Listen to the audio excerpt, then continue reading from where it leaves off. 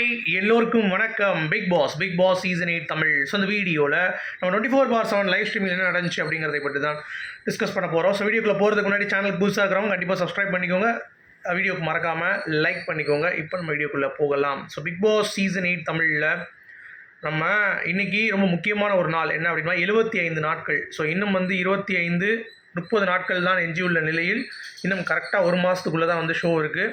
So 4 வாரங்கள் தான் show, ஓகேங்களா. அதில் ஒரு வாரம் ஃப்ரீ ஸ்டாஸ்க்கு, ஒரு வாரம் டிக்கெட்டு ஃபினாலே, ஒரு வாரம் கண்டஸ்டன்ஸு, ஒரு வாரம் பெட்டி அப்படியே போயிடும்.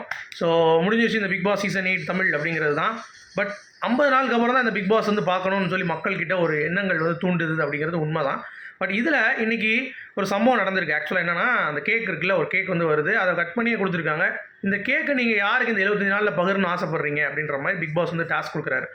உடனே நம்ம முத்து தான் பார்த்தீங்கன்னா நெகிழ்ந்து போயிடுறாரு மனுஷன். ஏன்னா 75 நாள் அப்படிங்கிறப்ப எல்லாத்துக்குமே பெரிய இது உள்ள எல்லாருமே ரொம்ப ஹாப்பியாக ஃபீல் பண்ணுறாங்க. அதில் ஃபஸ்ட்டு தீபக் பேசுகிறாரு, இந்த மாதிரி முத்து தான் நிறைய வாரம் என்னை அப்கிரேட் பண்ணி எனக்கு இருக்கிற குறைகளையும் சொல்லி நான் நல்லா பண்ணுற இடத்துல என்னை கங்க்ராச்சுலேட் பண்ணி நல்லா பண்ணான்னு சொன்னோடனே முத்து அடுத்து கேட்க வாங்குறாப்புல. வாங்கிட்டு கிட்டத்தட்ட ஒரு 5 நிமிஷம் பேசுகிறாப்புல. அந்த 5 நிமிஷம் கண்கலங்க வச்சிட்டாப்புல அப்படிங்கிறது தான்.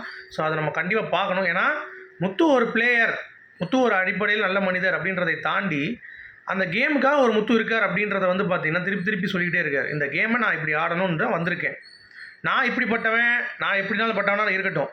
இப்போது நான் உதாரணத்துக்கு சொல்லணும்னா, இப்போ முத்து மாதிரி ஒரு ஆள் இப்போ நான் உள்ளே போகிறோம் அப்படின்னு வச்சுக்கோங்களேன். இப்போ நான் பார்த்தீங்கன்னா கொஞ்சம் கான்ஷியஸாக இருப்பேன். ஏன்னா நம்ம வெளியே போகும்போது எல்லாத்தையும் திட்டுவோம். இப்போ யாராவது வண்டி அடித்தா என்னடா திட்டுவோம் கெட்ட வாரத்தில்.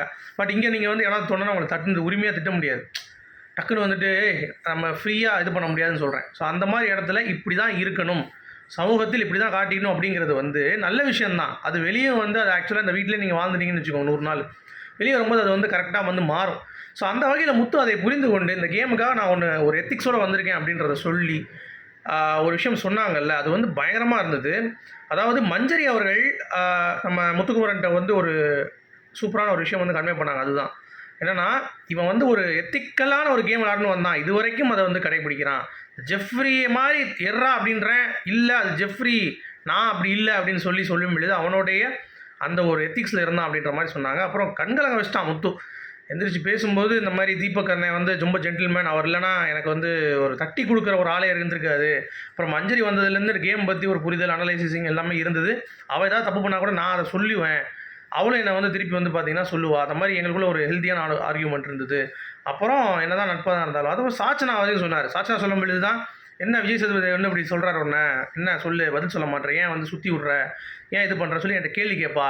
என்னை எல்லாமே ஃபைன் டியூன் பண்ணியிருக்காங்க. அதாவது சாச்சனாவுடைய கேம் அப்படி சொன்னதுனால தான் இவர் கேம் அடுத்த லெவலுக்கு நான் மாற்றிருக்கேன் அப்படின்றத முதற்கொண்டு சொல்லி எல்லாரையும் கொஞ்சம் ஃபீல் பண்ண வச்சிட்டார் அப்படிங்கிறது பார்க்க முடியுது. அது மட்டும் இல்லாமல் அவர் லாஸ்ட்டாக சொன்ன விஷயம் தான் நம்ம எல்லோரும் கடைபிடிக்க வேண்டிய விஷயம். இந்த வீட்லேயும் இல்லை, இந்த சமூகத்திலும் சரி, சரியா, யாராலும் எப்படினாலும் ஆடலாம் அப்படின்றது மேட்ரு கிடையாது, யாராலும் எப்படினாலும் இருக்கலாங்கிறது மேட்ரு கிடையாது. நம்ம சுய ஒழுக்கத்தோடையும் சபை நாகரிகத்தோடையும் கண்டிப்பாக இருக்கணும் அப்படிங்கிறத ரொம்ப தெளிவாக, அதாவது எத்திக்காக இருக்கணும் அப்படின்றத முத்துக்குமரன் ரொம்ப ஸ்ட்ராங்காக பதிவு பண்ணுறாரு. அந்த மாதிரி இருக்க ட்ரை பண்ணுறாருல, அதுவே ஒரு மிகப்பெரிய ஒரு விஷயம் அப்படிங்கிறது தான்.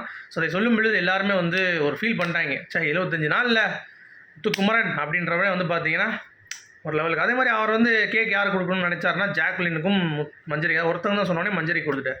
அப்புறம் மஞ்சரி முத்து கொடுத்துருக்காங்க. இந்த மாதிரி டாஸ்க் போயிட்டுருக்கு அப்படிங்கிறது தான். அப்புறம் ஜாக்லின் இந்த சிவப்பு கம்பளம் நெகட்டிவாக பாசிட்டிவாக அழுகிறப்ப முத்துவோடைய அந்த பாசிட்டிவான மொமெண்ட் ஜாக்லின் கிட்ட எதுனாலும் சரி விமர்சனங்கள் வரதான் செய்யும்.